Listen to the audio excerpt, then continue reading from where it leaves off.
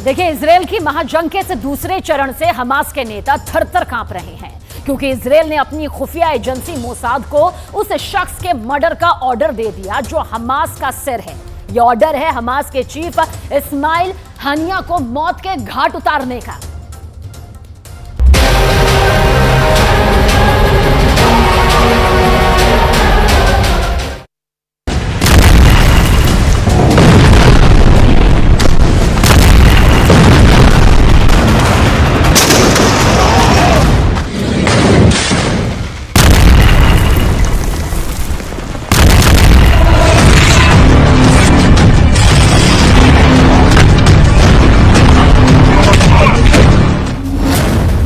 Gaza से लेकर Qatar तक, इस्माइल हनिया से लेकर याहिया सिनवार तक हमास के नेताओं के बीच हड़कंप मचा है। एक एक को अपनी जान का डर सता रहा है, क्योंकि इजराइल ने हमास के नेताओं को ठिकाने लगाने का ऑर्डर दे दिया है। इजराइल के प्रधानमंत्री बेन्यामिन नेतन्याहू पिछले हफ्ते ही पूरी दुनिया के सामने ताल ठोक कर कह चुके हैं कि उन्होंने अपनी इंटेलिजेंस एजेंसी मोसाद को लिख कर दे दिया है कि हमास का एक भी नेता जिंदा नहीं बचना चाहिए, फिर चाहे वो गाजा में हो या गाजा के बाहर। हमास के नेता दुनिया के किसी भी कोने में छिपे हों, अब मारे जाएंगे।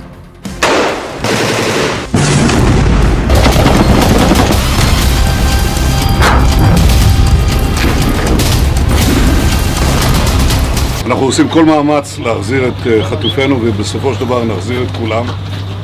יש לנו 3 יעדים במלחמה הזאת: לחסל את החמאס, להחזיר את כל חטופינו.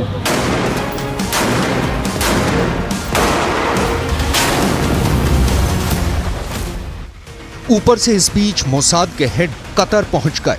वो कतर जहां हमास का सबसे बड़ा नेता इस्माइल हनिया बैठा है, वहां मोसाद की चीफ ने कतर के पीएम से भी मुलाकात की।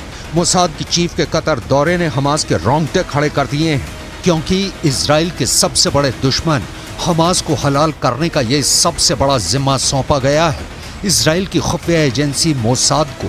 वो मोसाद जिसके जासूस इजराइल के दुश्मन को पाताल से भी ढूंढ निकालते हैं।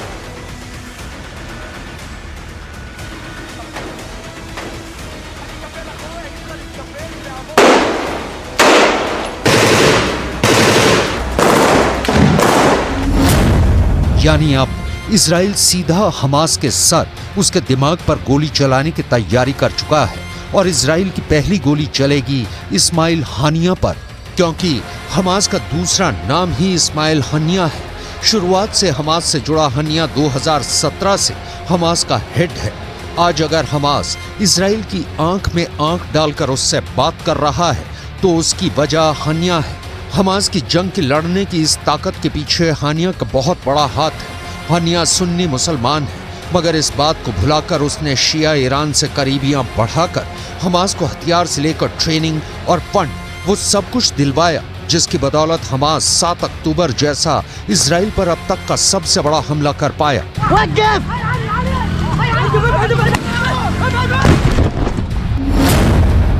हमास की हर चाल के पीछे हानिया का दिमाग होता है, इसलिए हानिया खत्म तो हमास खत्म।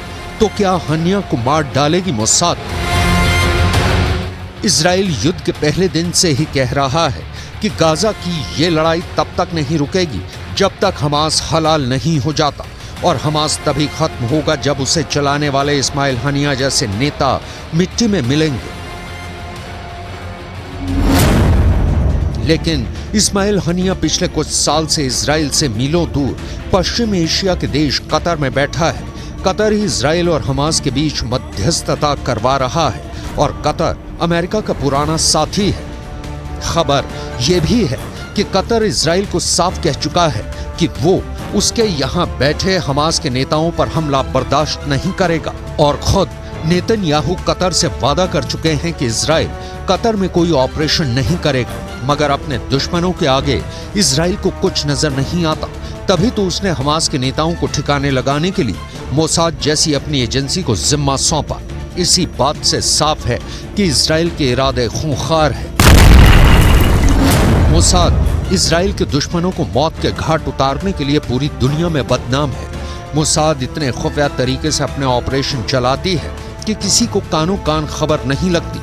मोसाद के जासूस दूसरे देशों में घुसकर इजराइल के दुश्मनों को मौत के घाट उतारकर गायब हो जाते हैं और उन देशों की खुफिया एजेंसियों तक को भनक नहीं लगती।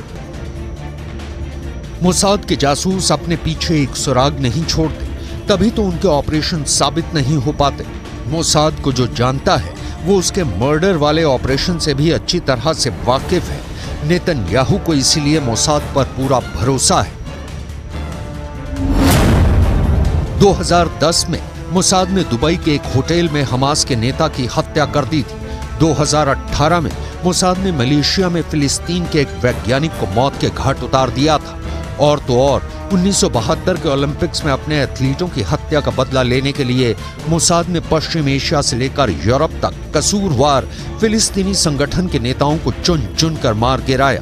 ये तो ऐसा कांड है जिस पर हॉलीवुड के निर्देशक स्टीवन स्पीलबर्ग 2005 में फिल्म तक बना चुके हैं।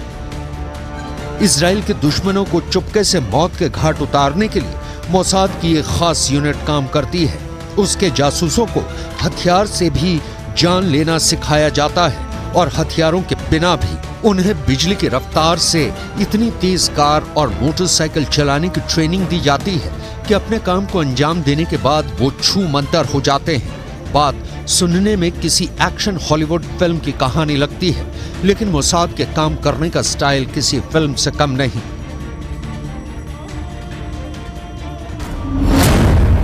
2018 में मोसाद के जासूसों ने मोटरसाइकिल का इस्तेमाल करके ही मलेशिया में फिलिस्तीन के वैज्ञानिक की हत्या की थी। ऐसा भी नहीं है कि अपने ऑपरेशन को अंजाम देने में मोसाद ने ये महारत अब जाकर हासिल की है। मोसाद शुरुआत से ही बड़े बड़े खुफिया हत्याकांड करता रहा है।